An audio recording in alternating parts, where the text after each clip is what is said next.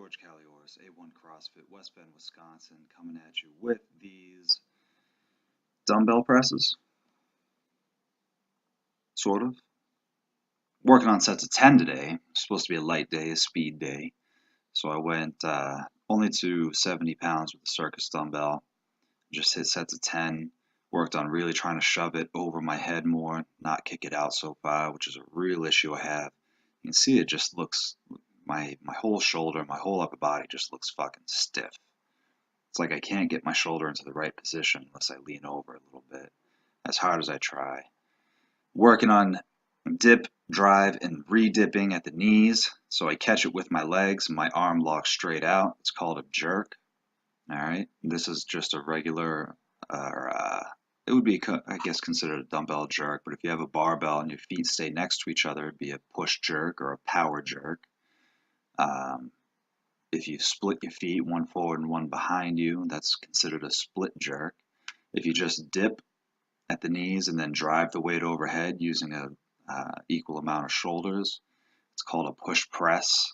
And then obviously if you don't use any leg drive at all, it would be a strict press or a shoulder press. So on this, I really need to work on catching that weight overhead, using my legs to catch it with a straight locked arm, as in that power jerk, because I think that's what's going to be most efficient for me. If I can just use my legs to kind of throw it, and hopefully I can, I don't know, I don't think I'm going to get 170 at Nationals, but who knows? Who knows? I don't think I will, but if I can get, if I can start throwing around 150 or 160, I'd be pretty happy with that for now, since I'm only at 140, so any improvement would be good. There was a short period of time there where I was making a 5-pound PR every other week. And then it kind of faded off, because that's what happens. You can't progress at a steady rate forever. It takes time. It takes a lot of time, especially because I'm so new to the circus dumbbell. It takes a lot of time. That's okay. I understand it. I gotta make sure my shoulders are good. I have to actually work on my shoulders before I can start pressing or start doing it. Shoulder to overhead variation. It's to the point where I can't even have a barbell in the front rack position and have my elbows up without my fingertips on it.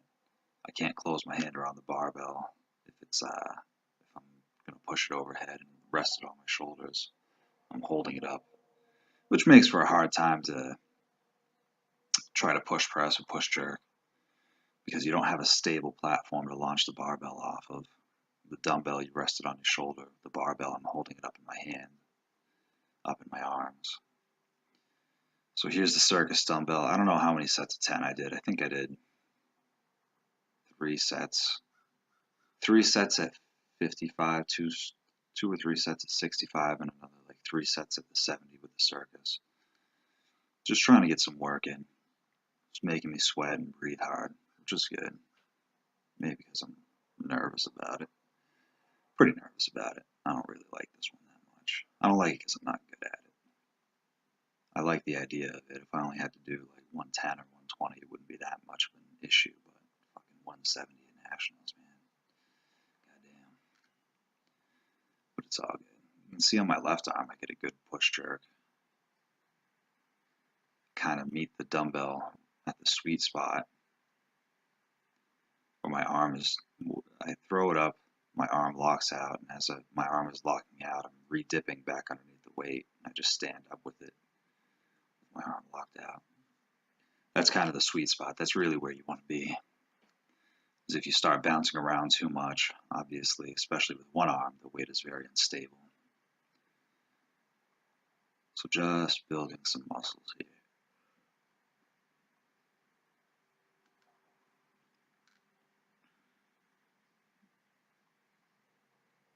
It's pretty difficult. The rest of the video of this kind of looks similar. If you want to skip forward, that's fine. I totally understand. Or if you want to watch me struggle, that's fine too. It's all up to you. Whatever y'all want to do. Just don't call me Winnie the Pooh.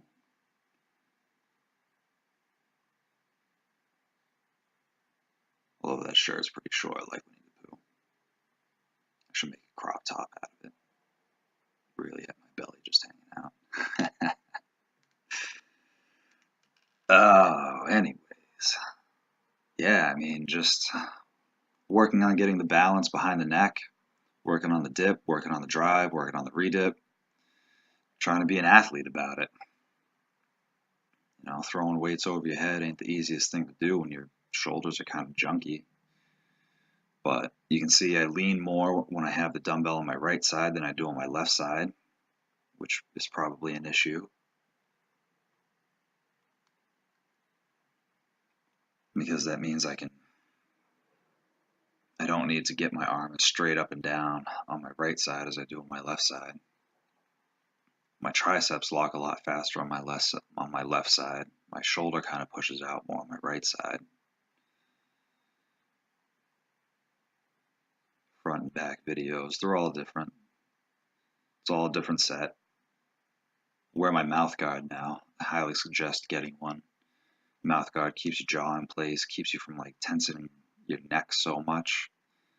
If you have aches in your neck after you do dumbbells or deadlifts or really even squats or whatever, I suggest you get a dumbbell.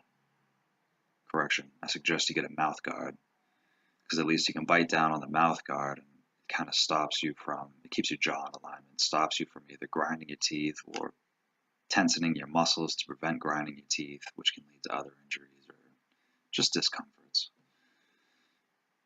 I found it works really well. I used to have a lot of neck stiffness after a circus dumbbell, especially being on a unilateral movement. And now I have less discomfort in my neck, which is really nice. So I use it on everything now. I just pop the mouth guard in. I got one that goes over just my molars because I have 2 fake front teeth. So it goes over just my molars, and I bite down on it there. Just be careful how long you boil it for. Apparently only like a couple seconds is good. And then moving on to the speed bench. 9 sets of 3 at 45 seconds rest. Moving my hands outwards as I go along with the sets. On the second round of 3, I ended up just starting to do 4 reps, and I would increase the weight by 10 pounds each time. So I do like close, medium, wider grip, add 5 pounds, close, medium, wide, add 5 pounds, close, medium, wide. So a total of 9 sets, but I kind of think of them as really 3 sets of 3 with a short break, because then you start back over. And depending on what you need to work on, maybe you do all your close grip first, then all your middle grip, then all your wider grip.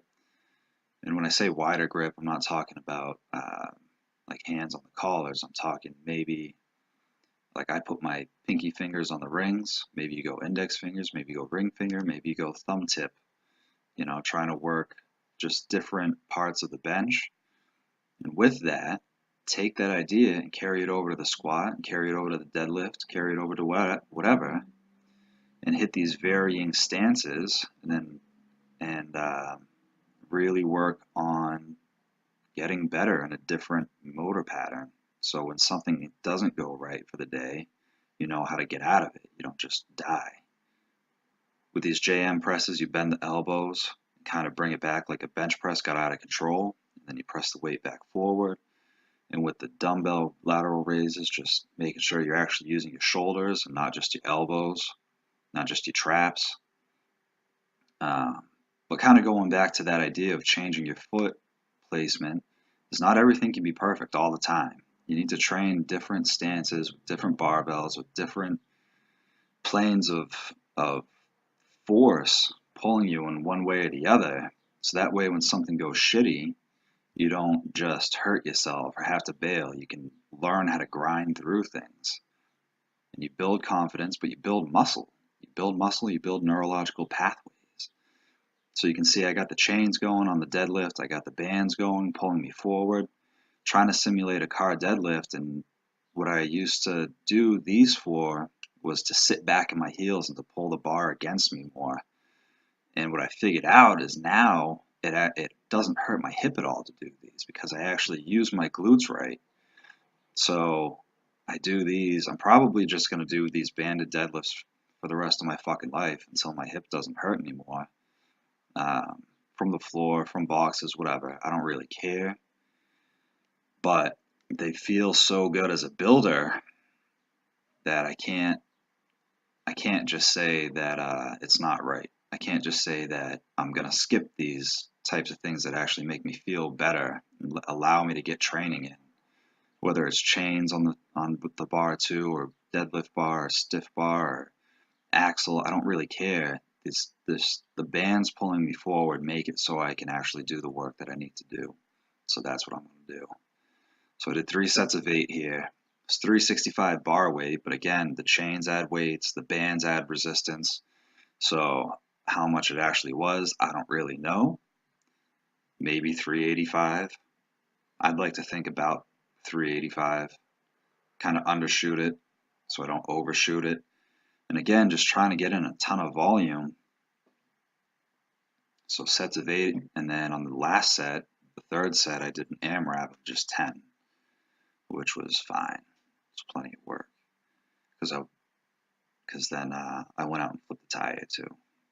I wanted to do farmers on this day, but I had to coach. I ran out of time.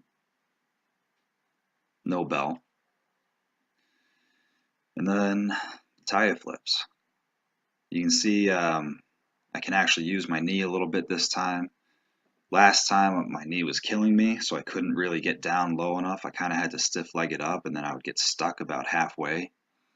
And the best way to flip the tire is really with your hands out, because the hands out in the snatch grip, that wide grip position, is going to bring that tire up to your waist, which is going to be a lot higher than just above your knee if you do like a sumo lift, like a sumo style lift.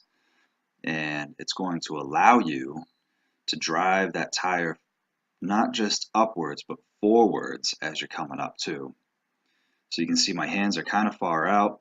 My knees are pretty close together. I'm kind of in a front squat position with a snatch grip. And that's basically the position you want to be in. If you do get tired and you do the sumo deadlift type, just understand that it's going to be kind of a battle to get it from like that standing position to be able to flip it, which is kind of what was happening to me last time, which is what happened to me for a long time. But you know, going back to when I used to flip the tire a lot, it was always a wide grip and it was always close stance, just like Elliot Hulse always said. And that's how you build some athleticism too. Similar to, like I said, a front squat. So if your quads are kind of strong and your back is kind of strong, you should be okay at flipping a tire. You just have to understand how to use the hips, like in a clean or a snatch, to pop through, or a kettlebell swing even, to pop through, drive the knee up, and then switch your hands real quick to be able to push that tire over. You can see I got the boards underneath it because the tire is flush to the ground. There's no room to really grab onto it. So I have just the 1-inch boards under it so I can get my fingertips and then drive it from there. Otherwise, I'd be scraping my fingertips, and I'm really just sick of that. I don't feel like getting my fingertips all cut up anymore. My callus, what do you call them? Parts of the finger underneath the nail, whatever those are, all cut up and shit. I'm tired of it. So I put the boards underneath and I kind of just go from there. Hate it, love it, I don't really care because it allows me again to just do more work, and I'm okay with that. And that's all I got. You can see some of these tire flips I've battled with. That's all I got for now. Thanks for watching. Take care. Comb your hair.